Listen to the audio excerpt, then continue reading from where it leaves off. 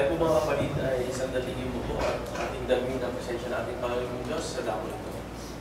O maraming Diyos na mapagmahal na magmapangyarihan sa lahat, na nagbigay ng buhay sa bawat isa sa amin. Marami po Diyos salamat sa kalakasan na pinagkaloob po sa amin sa araw-araw. At salamat po Panginoon at kami ay binigyan mo muli ng lakas ng buhay sa araw na ito. At kami po Panginoon ay nandito sa tao ito para mag-aral na yung mga salita at aming magsama-samang magsamba sa iyong pangalan, Panginoon, sa katotohanan. Maraming po Diyos salamat sa pagkakataon, Panginoon, na kami ay iyong iningatan sa pagpunta, Panginoon, sa panambahan ito. Nawa, Panginoon, ang aming mga kapatiran na papunta po sa panambahan ito ay inyo rin po, Panginoon, ingatan. At sa mga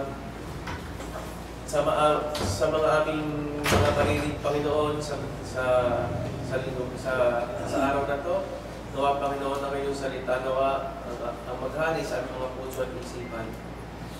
Bigyan mo po kami, Panginoon, ng kapayapaan sa dako ito ng sa gayon kami ay makapag-aral ng pag-iwasay, Panginoon.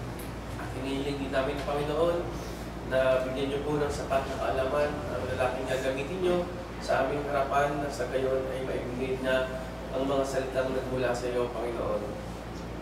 Humingi rin po kami, Panginoon, ng kapatawaran sa aming mga nagagawang pagkakasala. Nawa, Panginoon, kami po ay inyong mapatawad sa mga kasalanan namin, hindi po, Panginoon, na nakakalugod sa inyo, Panginoon.